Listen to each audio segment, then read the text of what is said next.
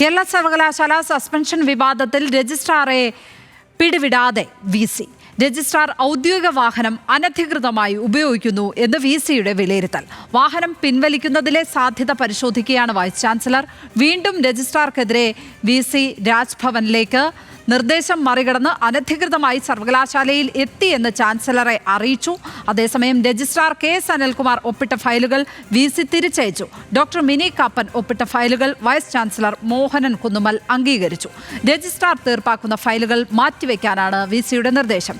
വി.സിയുടെ നിർദ്ദേശം വരട്ടെ, നോക്കാം എന്നായിരുന്നു രജിസ്ട്രാർ അനിൽകുമാറിന്റെ മറുപടി.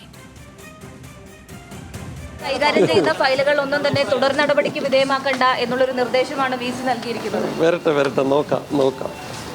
ശരി.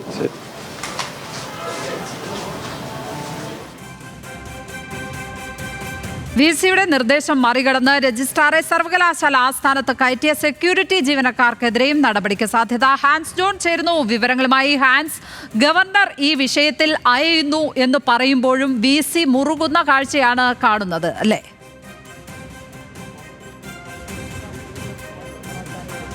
തീർച്ചയായും ലക്ഷ്മി, പൂർവാധികം വിലക്ക് അതാണ് വൈസ് ചാൻസലറായിട്ടുള്ള ഡോക്ടർ മോഹനൻ കുന്നുമ്മൽ രജിസ്ട്രാറായിട്ടുള്ള കെ.എസ്. അനിൽകുമാറിനെതിരെ പ്രയോഗിച്ചിരിക്കുന്നത്.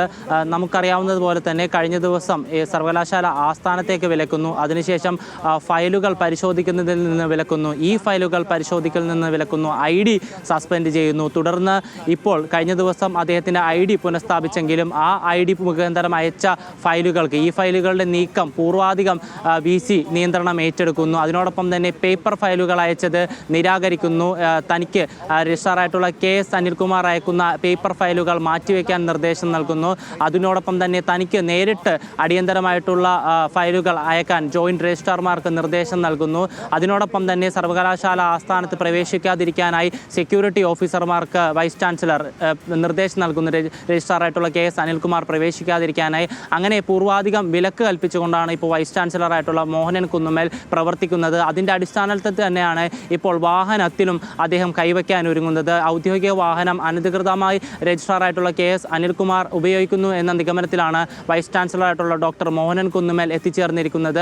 ഇത് സംബന്ധിച്ച് വാഹനത്തിൻ്റെ ചുമതലയുള്ള ഉദ്യോഗസ്ഥൻ വൈസ് ചാൻസലർക്ക് അത് സംബന്ധിച്ചുള്ള വിവരം കൈമാറി കഴിഞ്ഞിരിക്കുന്നു. ഏതെങ്കിലും തരത്തിൽ രജിസ്ട്രാറായിട്ടുള്ള കെ.എസ്. അനിൽകുമാറിൻ്റെ പക്കൽ നിന്നും ഔദ്യോഗിക വാഹനം പിൻവലിക്കാനുള്ള നീക്കത്തിലേക്കാണ് വൈസ് ചാൻസലർ കടക്കാൻ ശ്രമിക്കുന്നത്. അതിനോടൊപ്പം തന്നെ ഇന്നലെ സർവകലാശാല ആസ്ഥാനത്ത് നടന്ന എല്ലാ സംഭവവികാസങ്ങളും ഇതിനോടകം തന്നെ രാജ്ഭവനിൽ റിപ്പോർട്ട് ചെയ്തിട്ടുണ്ട്. ഇന്നലെ സർവകലാശാല ആസ്ഥാനത്തുണ്ടായ പ്രതിഷേധങ്ങളും അതിനോടൊപ്പം തന്നെ രജിസ്ട്രാറായിട്ടുള്ള കെ.എസ്. അനിൽകുമാർ ഓഫീസിൽ പ്രവേശിച്ചതും ഫയലുകൾ നീക്കം ആരംഭിച്ചതും പരിശോധിച്ചതും അതിനോടൊപ്പം തന്നെ ID പുനഃസ്ഥാപിച്ചത് അടക്കമുള്ള എല്ലാ വിവരങ്ങളും രാജ്ഭവനിലേക്ക് റിപ്പോർട്ട് ചെയ്തിട്ടുണ്ട്. പക്ഷേ അതിനോടൊപ്പം തന്നെ എടുത്തു പറയേണ്ട കാര്യം ഗവർണർ ഈ വിഷയത്തിൽ ഇനി ഇടപെടില്ല എന്നുള്ളതാണ്. രജിസ്ട്രാർക്കെതിരെ നേരിട്ട് ഇടപെടേണ്ട അല്ലെങ്കിൽ അച്ചടക്ക നടപടി സ്വീകരിക്കേണ്ട എന്നുള്ള നിലപാടാണ് രാജ്ഭവൻ സ്വീകരിച്ചിരിക്കുന്നത്. വൈസ് ചാൻസലർ ഉചിതമായ നടപടികൾ സ്വീകരിക്കുന്നുണ്ട് എന്ന വിലയിരുത്തലിലാണ് ഗവർണർ പ്രവർത്തിക്കുന്നത്. എന്തായാലും സർവകലാശാലയിലെ പോരും ഭരണപ്രതിസന്ധിയും എല്ലാം വളരെ രൂക്ഷമാവുകയാണ്. ഇനി എന്ത് നടപടി എന്നുള്ളതാണ് ഇനി കാണേണ്ടത്. കോടതിയിലേക്കായിരിക്കും ഇത് സ്വാഭാവികമായും എത്തുന്നത്.